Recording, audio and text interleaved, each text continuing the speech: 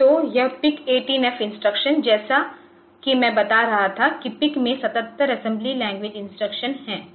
पहले के PIC संस्करण में 30 से 35 इंस्ट्रक्शन होते थे और फिर यह इंस्ट्रक्शन सेट के अधिकांश इंस्ट्रक्शन 16 बिट वर्ड्स की लंबाई हैं और 4 इंस्ट्रक्शन हैं जो 32 बिट लंबे हैं। तो इस तरह से वे इंस्ट्रक्शन अधिक शक्तिशाली हैं, लेकिन अन्यथा इंस्ट्रक्शन एकरूप हैं तो वे 16 बिट चौड़े हैं, लेकिन केवल 4 इंस्ट्रक्शन वे 32 बिट चौड़े हैं। यदि आप इन इंस्ट्रक्शन को देखते हैं तो इंस्ट्रक्शन की पहली श्रेणी कॉपी इंस्ट्रक्शन या मूव इंस्ट्रक्शन है। तो यह एक मूव डब्ल्यू रजिस्टर में 8 बिट नंबर को कॉपी करेगा। तो प्रारूप मूव एलडब्ल्यू 8 बिट की तरह है। तो यह मूव लिटरल डब्ल्यू रजिस्टर में 8 बिट संख्या है। तो यह तत्काल मान के मूव के लिए कुछ प्रकार है। तो कोडिंग इस तरह होगी 00001110 और फिर यह 8 बिट संख्या है जो हमारे पास है, ठीक है। फिर एक और दिलचस्प इंस्ट्रक्शन यह हो सकता है कि पोर्ट सी में डब्ल्यू रजिस्टर की सामग्री को कॉपी करना। तो यह कुछ मेमोरी के लोकेशन पर इस डब्ल्यू रजिस्टर की सामग्री को मूव करने के लिए भी है। तो मूव डब्ल्यूएफ, ठीक है, यह वर्किंग रजिस्टर है पोर्ट सी ए। तो यह पोर्ट सी को जाएगा और यहाँ ए एक संकेत देगा कि पोर्ट सी वर्तमान में किस एक्सेस बैंक में है। तो जो कुछ भी है वह वर्तमान बैंक चयन है, तो यह वहाँ हो जाएगा, यह उसके लिए इस्तेमाल किया जाएगा। और 82H पोर्ट सी एड्रेस है, तो यह 82H है, इसलिए यह वहाँ उपयोगी होगा और बाकी बिट्स इस ऑपरेशन के लिए तय किए गए हैं। हम एक बहुत ही सरल प्रोग्राम को देखेंगे, इसलिए हम पोर्ट सी को एकान्तरिक एलईडी को प्रकाशित करने के लिए कुछ इंस्ट्रक्शन लिखने की कोशिश करेंगे, ठीक है। इसलिए हार्डवेयर कनेक्शन में हमारे पास यह पोर्ट सी होगा और यह एक द्विदिशिक पोर्ट इनपुट है और इसे इनपुट या आउटपुट के रूप में कॉन्फ़िगर किया जा सकता है। तो आपको इसे डिस्प्ले के लिए आउटपुट मोड के लिए सेट करना होगा और फिर लॉजिक 1 एलईडी को चालू करेगा। तो यह संरचना है, इसलिए इसके लिए हम प्रोग्राम लिखने का प्रयास करेंगे। तो यह संरचना है। तो 8 बिट डेटा बस है, यह पोर्ट सी में आएगा और हमें यह रजिस्टर और फिर एलईडी मिला है। इसलिए यदि आप यहां 1 डालते हैं तो संबंधित एलईडी चमक जाएगी और एक tri state latch enable signal है। TRISC एक विशेष रजिस्टर है, इसलिए यदि आप पोर्ट सी को इनेबल करना चाहते हैं तो आपको इस लैच को इनेबल करना होगा, तभी मान जाएगी। वास्तव में इस पोर्ट सी को इनपुट या आउटपुट के रूप में कॉन्फ़िगर किया जाना है। तो इस उद्देश्य से TRISC के लिए इसे नियंत्रित करना होगा।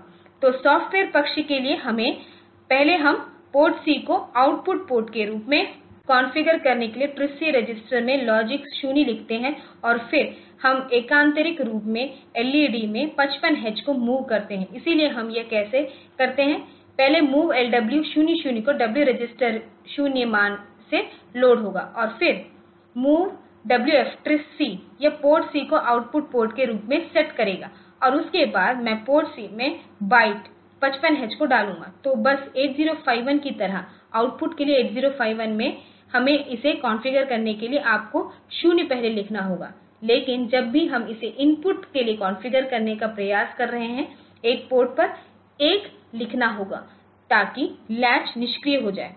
तो यहाँ भी इसी तरह की बात है कि पोर्ट सी एक द्विदिशात्मक पोर्ट है, जैसे कि हम यहाँ देखते हैं प्रोग्रामिंग में यह एक आउटपुट मोड है। तो आपको इस TRISC लैच को सेट करना चाहिए ताकि हम इस पोर्ट सी को आउटपुट मोड में कॉन्फ़िगर कर सकें। तो यदि आप 0 को TRISC में भेजते हैं तो यह पोर्ट सी को आउटपुट मोड के रूप में सेट करेगा। यदि आप इसे सभी 1 के रूप में भेजते हैं तो इसे इनपुट मोड में कॉन्फ़िगर किया जाएगा। जब हम इस 55H को आउटपुट कर रहे हैं तो एकान्तरिक एलईडी ऑन होंगे और फिर यह पैटर्न ऐसा होगा, इसे डब्ल्यू रजिस्टर पर स्थानांतरित किया जाएगा। इसलिए आप इस पैटर्न को सीधे पोर्ट सी पर नहीं डाल सकते हैं, तो आपको इसे डब्ल्यू रजिस्टर पर डालना होगा और फिर मूव डब्ल्यूएफ पोर्ट सी करना होगा। तो यह एलईडी को चालू कर देगा क्योंकि यह 55H पोर्ट सी को जाएगा और यह चालू हो जाएगा और फिर यह इस स्लीप मोड पर जाएगा।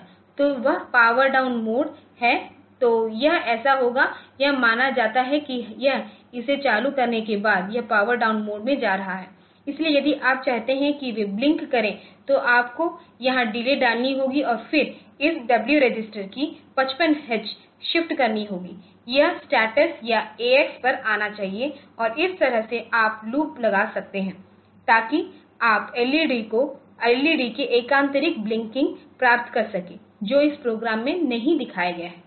तो एक एम्बेडेड अनुप्रयोग के लिए आप देखते हैं कि यह उपयोगी होने वाला है क्योंकि हमें यहां माइक्रोप्रोसेसर यूनिट प्रोग्राम मेमोरी और डेटा रजिस्टर मिले हैं तो ये वहां हैं तो हमें ये एडी कन्वर्टर मिल गए हैं तो एडी कन्वर्टर हमें एनालॉग 0 चैनल में मिला है तो यह एक विशिष्ट उदाहरण है जैसे हमने एक तापमान सेंसर एक हीटर फैन और एक एलसीडी पैनल कनेक्ट किया है तो यह इस तरह जुड़ा हो सकता है तापमान सेंसर एक एनालॉग मूल्य को सेंस करेगा यह एडी कन्वर्टर से जुड़ा है और उस कनेक्शन के लिए हमें इस पोर्ट ए के RA0 पिन का उपयोग करना होगा तो पोर्ट ए मैं इसे इनपुट मोड में जोड़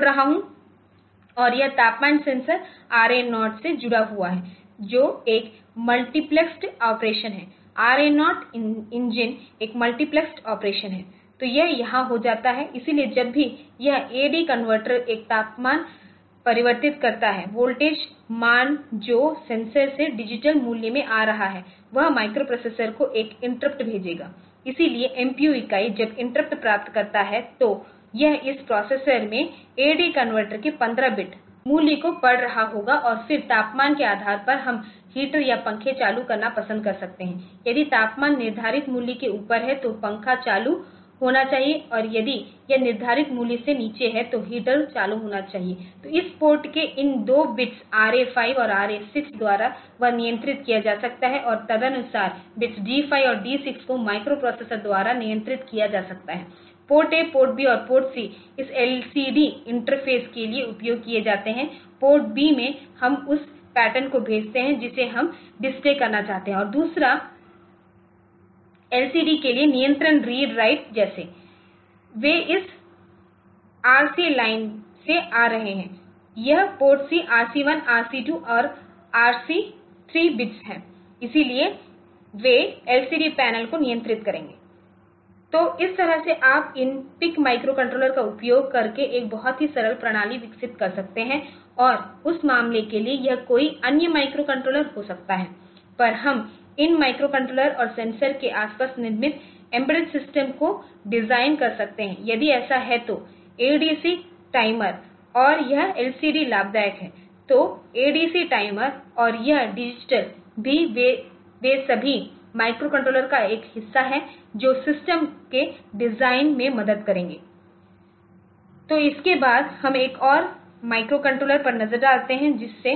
AVR माइक्रोकंट्रोलर के रूप में जाना जाता है AVR माइक्रोकंट्रोलर यह भी काफी आम है और इसका उपयोग इस एम्बेडेड सिस्टम डिजाइन में से कई में किया जाता है क्योंकि यह हमारे पास मौजूदा शक्तिशाली माइक्रोकंट्रोलर में से एक है तो और फिर ऐसे माइक्रोकंट्रोलर की एक श्रृंखला है AVR श्रृंखला में भी आप ऐसे माइक्रोकंट्रोलर की एक रेंज पा सकते हैं तो AVR यह एडवांस्ड वर्चुअल रिस्क को कहा जाता है तो यह संस्थापकों एल्फ एजिल बोगन और वेगार्ड वोलन रिस्क हैं वे वास्तव में विश्वविद्यालय के छात्र हैं इसलिए जब वे NTH के छात्र थे तो उन्होंने इस आर्किटेक्चर के बारे में सोचना शुरू कर दिया और बाद में उन्होंने इस संरचना को विकसित किया और इसमें परिष्कृत किया जब एटमेल नॉर्वे कंपनी को अधिग्रहण और विकास किया गया और फिर एटमेल कंपनी की स्थापना इन 2 चिप आर्किटेक्चर द्वारा की गई इसलिए यह सफलता की कहानी में से एक है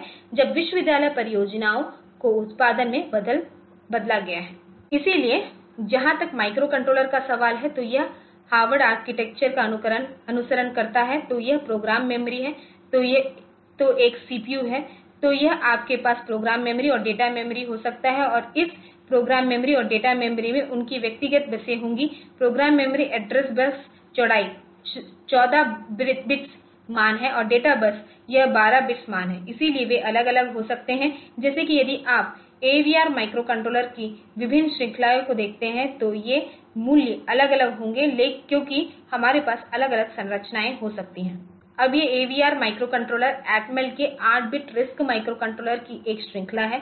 तो ARM के विपरीत जो एक 32 बिट आर्किटेक्चर है, यह AVR 8 बिट RISC आर्किटेक्चर है। तो यह स्वाभाविक रूप से संरचना बहुत सरल होने वाली है, जैसे कि सभी ऑपरेशनों यदि वे 8 बिट ऑपरेशन हैं तो स्वाभाविक रूप से हार्डवेयर मॉड्यूल हार्डवेयर संचालित यह कम होगा और संभवतः यह उच्च गति पर संचालित करने में सक्षम होगा। इसलिए वे मूल CPU के जैसे इंस्ट्रक्शन सेट शेयर करेंगे। इसलिए इन AVR श्रृंखला की सभी माइक्रोकंट्रोलर वे एक ही सेट इंस्ट्रक्शन का उपयोग करेंगे, जैसा कि हमने बुनियादी AVR माइक्रोकंट्रोलर में किया था, और वे Harvard architecture 32 8 bit general purpose register का पालन करते हैं।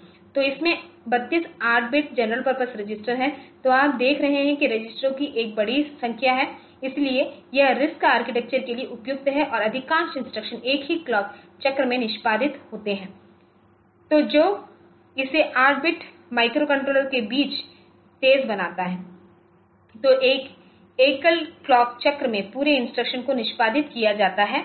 तो जो कुछ भी अंदर है वहां पाइपलाइनिंग और पैरेललिज्म होगा, लेकिन अंततः एक ही क्लॉक चक्र में पूरे इंस्ट्रक्शन को निष्पादित किया जाएगा। तो आर्किटेक्चर उस दिशा में बहुत अधिक अनुकूलित है। ज्यादातर इंस्ट्रक्शन एक एकल क्लॉक चक्र में निष्पादित करते हैं, जो इसे बेहतर बनाता है और यह कंपाइल्ड सी कोड का कुशल निष्पादन करता है। तो यह एक और बहुत ही दिलचस्प बात है कि ये AVR डिजाइनर उम्मीद नहीं करते थे कि AVR user assembly language programming में बहुत कुशल होंगे। तो यह लिया गया कि वहां आप अपने प्रोग्राम को C कोड में लिख सकते हैं और फिर कुशल कंपाइलर होगा जो इस C कोड को AVR कोड में कंपाइल करेगा। और उस फिलॉसफी का पालन कई अन्य कंपनियों द्वारा किया जाता है, खासकर यदि आप कहें तो एक डिजिटल सिग्नल प्रोसेसर द्वारा। तो वहां भी आप पाएंगे कि प्रोग्राम उच्च स्तरीय भाषा में है और फिर इस कुशल कंपाइलर के माध्यम से उन्हें मशीन भाषा में अनुवादित किया जाता है। तो यह हाथ से लिखे प्रोग्राम की तरह नहीं है। तो वे सभी स्वचालित प्रोग्राम हैं जो उच्च स्तर की भाषा से उत्पन्न होते हैं। तो AVR 8 बिट माइक्रोकंट्रोलर परिवार है जिसमें बड़ी रेंज के प्रकार हैं, जिनके प्रोग्राम मेमोरी की size, EEPROM memory size, IO pin की संख्या, उसके ऑन चिप फीचर जैसे कि यूनिवर्सल एसिंक्रोनस रिसीवर ट्रांसमीटर और ADC भिन्न हैं।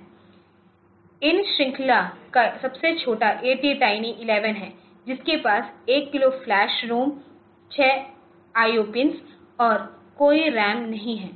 तो यह एक सरलतम संभव प्रोसेसर है जो हमारे पास एक बड़ा प्रोसेसर है जैसे Atmega 128। इसके पास 128 kilo flash, 4 kilobyte RAM, 53 input output pin और बहुत सारे ऑन चिप विशेषताएं जैसे कि ADC यूजर और वह सब हैं। तो कई ऐसी विशेषताएं हैं जो चिप पर हैं। इसीलिए हम इन सभी प्रोसेसरों का विस्तृत अवलोकन करने का प्रयास करेंगे। इसलिए यदि आप 90S1200 को देखते हैं तो यह 1 किलो के फ्लैश के साथ 20 पिन की चिप है और 64 बाइट की EEPROM और कोई रैम नहीं है। फिर 90S2313 इसे अन्य विशेषताएं मिली हैं जैसे कि EEPROM 2 गुना कर दिया गया है और यहां 128 रैम लोकेशन पेश किए गए हैं।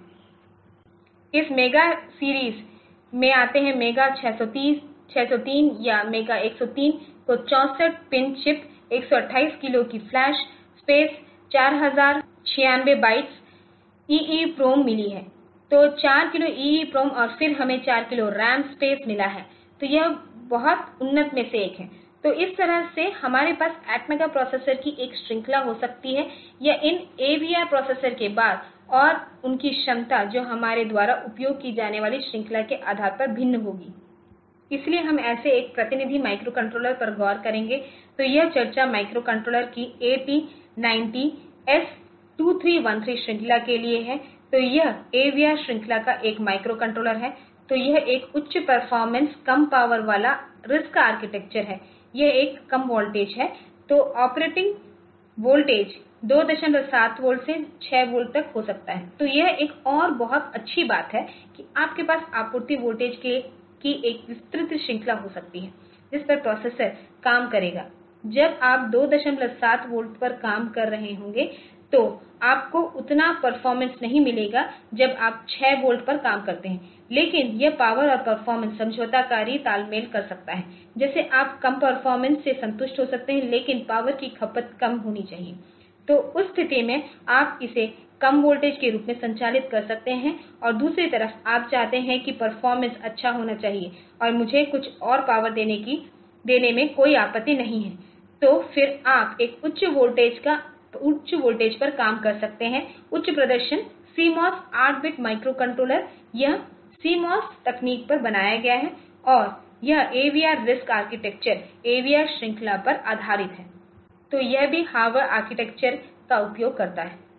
विशेषताएं तो इसमें 2 किलोबाइट सिस्टम प्रोग्रामेबल फ्लैश है जहां कि आप इस प्रोग्राम मेमोरी को ले सकते हैं। 28 बाइट EEPROM है, तो आपके पास कुछ EEPROM हो सकते हैं जहां आपके पास केवल 28 बाइट हो सकते हैं, लेकिन आवश्यक मानों को वहां प्रोग्राम किया जा सकता है। फिर हमें 28 बाइट के SRAM मिले हैं जो कि स्क्रैचपैड उद्देश्य के लिए 15 general purpose IO line IO ports 32 general purpose working register उपलब्ध हैं। इसलिए हमें बड़ी संख्या में रजिस्टर मिले हैं। टाइमर काउंटर लचीला टाइमर के साथ काउंटर मोड की तुलना करेंगे, तो हम कुछ पूर्व निर्धारित मूल्यों के साथ इन टाइमर और काउंटर के मूल्य की तुलना कर सकते हैं। फिर आंतरिक और बाहरी इंटरप्ट हैं। Programmable serial universal asynchronous receiver transmitter UART। फिर हमें एक 8 बिट टाइमर काउंटर मिला है। हमारे पास एक 16 बिट टाइमर काउंटर हो सकता है। आपको एनालॉग कंपैरेटर मिला है। तो यह एक और बहुत महत्वपूर्ण बात है। कई बार हमें 2 एनालॉग सिग्नल्स की आवश्यकता होती है और हमें उनके बीच तुलना करने की आवश्यकता होती है। इसलिए सामान्य प्रसंस्करण में जो हमने अब तक देखा है, इसलिए आपको जो करना है वह है कि हमें उन एनालॉग मानों को डिजिटल में बदलना होगा कुछ एनालॉग टू डिजिटल कन्वर्टर का उपयोग करके। फिर उस कन्वर्टर पर हमें प्रोग्राम को चलाना होगा। तो आपको डिजिटल स्तर पर तुलना करनी होगी, लेकिन अगर हम इसे एनालॉग स्तर पर ही कर सकते हैं तो यह अतिरिक्त A to D कन्वर्टर आवश्यक नहीं है, तो वह वहाँ है। तो हम AVR आर्किटेक्चर में इस एनालॉग कंपैरेटर को पा सकते हैं। फिर ऑन चिप ऑसिलेटर और क्लॉक सर्किटरी क्लॉक उत्पादन के लिए है। तो आपको ऑन चिप ऑसिलेटर मिला है, इसलिए आपको क्रिस्टल की आवश्यकता नहीं है, तो आप ऑसिलेटर के क्लॉक उत्पन्न कर सकते हैं। इसीलिए इस AVR आर्किटेक्चर पर ध्यान देंगे। विशेष रूप से हम रजिस्टरों instruction set IO ports memory और CPU संरचना को देखेंगे। तो रजिस्टर 2 प्रकार के होते हैं। एक श्रृंखला को जनरल पर्पस रजिस्टर और दूसरे को स्पेशल पर्पस रजिस्टर कहा जाता है। इसीलिए यहाँ 32 जनरल पर्पस रजिस्टर जिनमें 8 बिट्स की भंडारण क्षमता होती है। R0 R1 और R31 तक नाम दिया गया है। इसीलिए ये R32 जनरल पर्पस रजिस्टर हैं और उसमें रजिस्टर R0 से R15 और R16 से R31 तक हैं, वे अलग हैं। इसीलिए वे ऐसे हैं जैसे कि वे 2 अलग अलग बैंक हैं और कुछ ऐसा ही हो सकता है। डेटा और एड्रेस दोनों को स्टोर कर सकते हैं। अन्य श्रेणी के विपरीत सभी रजिस्टर समान रूप से सक्षम नहीं हैं। जैसे 8051 में आप देखते हैं कि हमें रजिस्टर मिले हैं, लेकिन इनडायरेक्ट एड्रेसिंग के लिए हम केवल R0 और R1 का उपयोग कर सकते हैं। या यदि आप 8085 में देखते हैं तो हमें यहाँ HL जोड़ी मिली है जिसे मेमोरी पॉइंटर के रूप में इस्तेमाल किया जा सकता है, लेकिन वे सभी नहीं हैं। तो आप general purpose register AVR architecture के मामले में देखते हैं, इन सभी रजिस्टरों को डेटा या एड्रेस के रूप में उपयोग किया जा सकता है। और यहाँ 3 स्पेशल पर्पस रजिस्टर हैं, प्रोग्राम काउंटर, स्टैक पॉइंटर और स्टेटस रजिस्टर। तो ये स्पेशल फंक्शन रजिस्टर हैं जो हमारे पास AVR आर्किटेक्चर में हैं। तो पॉइंटर रजिस्टर, यहाँ पर 3 अतिरिक्त 16 बिट रजिस्टर जोड़े हैं, रजिस्टर 26 से 31 तक। उन्हें पॉइंटर रजिस्टर कहा जाता है। उन्हें X, Y और Z पॉइंटर कहा जाता है।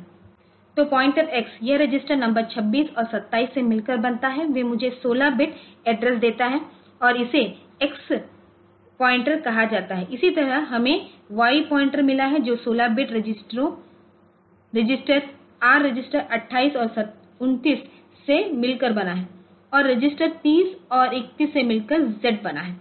इसलिए एड्रेस X रीड राइट करें और वे पॉइंटर्स को नहीं बदलते हैं। इसलिए यदि आप अपने इंस्ट्रक्शन में इस X पॉइंटर का उपयोग करते हैं तो यह इन मेमोरी लोकेशन एड्रेस के रूप में इस जोड़ी का उपयोग करेगा जहां से मैं मान पढ़ना चाहता हूं।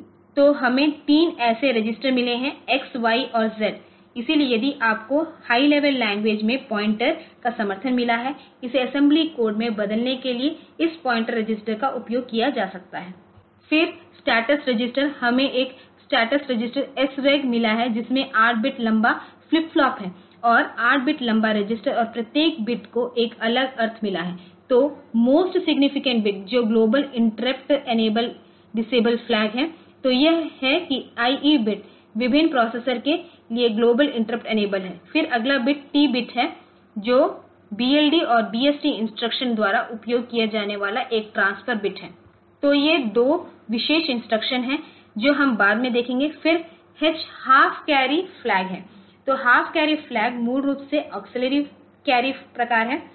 इसलिए जब भी बीच में कोई कैरी जनरेट होता है, जैसे कि यह एक 8 बिट ऑपरेशन है, तो तीसरे बिट से चौथे बिट पर अगर कोई कैरी जनरेट होता है तो हाफ कैरी फ्लैग सेट होगा।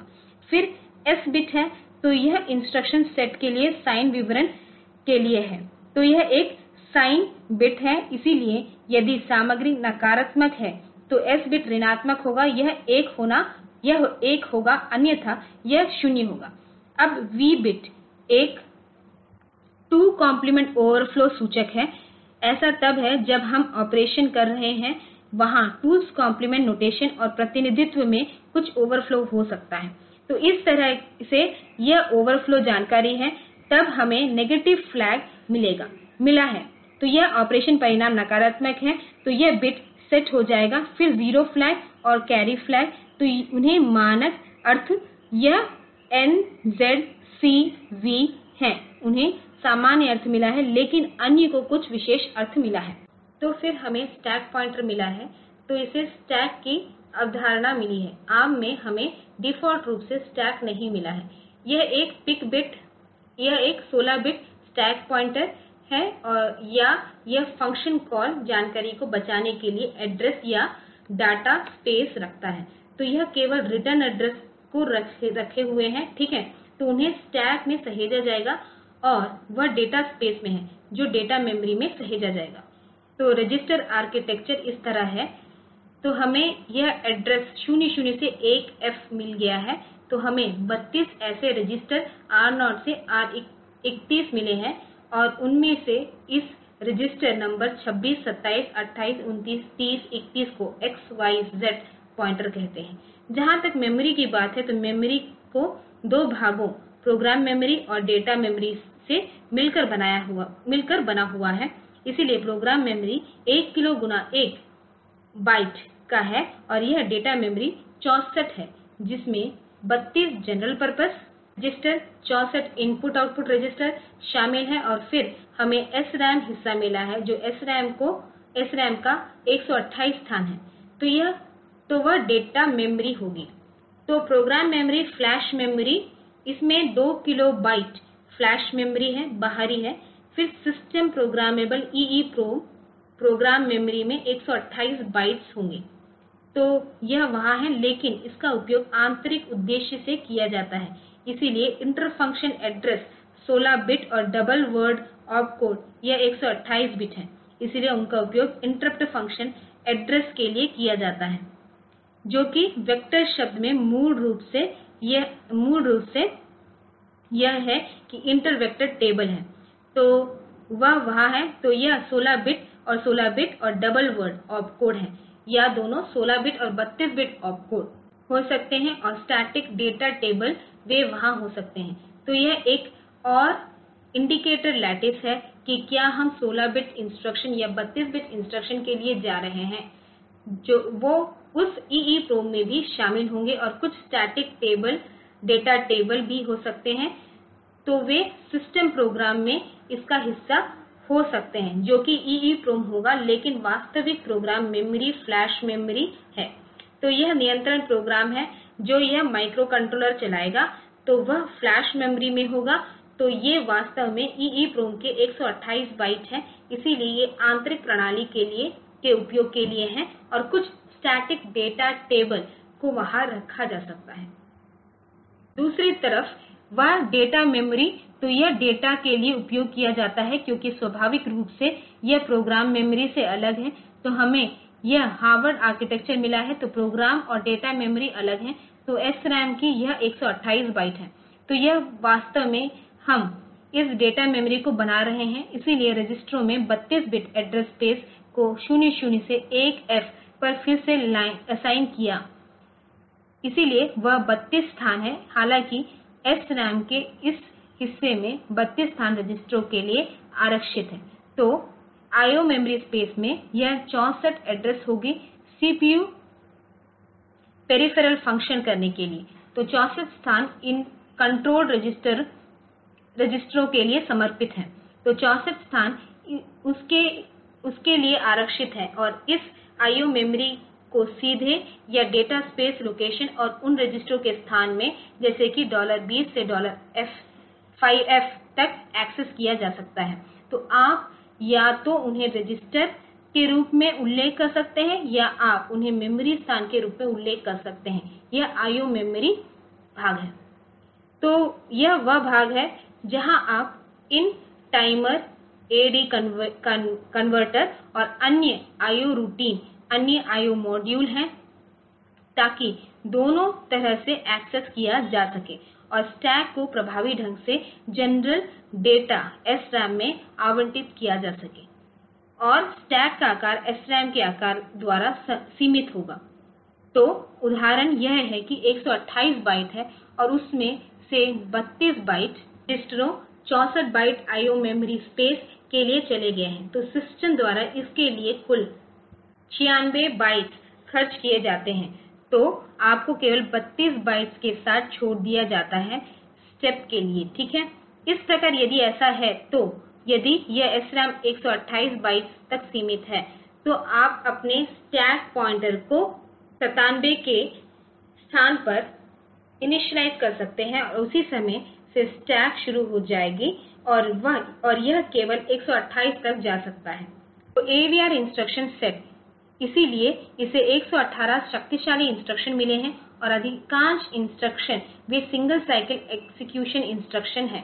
सभी अंकगणितीय संचालन रजिस्टरों R0 से R31 पर किए जाते हैं और ज्यादातर इंस्ट्रक्शन निष्पादन के लिए एक चक्र लेते हैं। इसलिए जैसा कि हमने पहले ही कहा है कि सभी अंकगणितीय ऑपरेशन रजिस्टर पर होंगे। तो आपके पास R0 से R31 नहीं हो सकता है।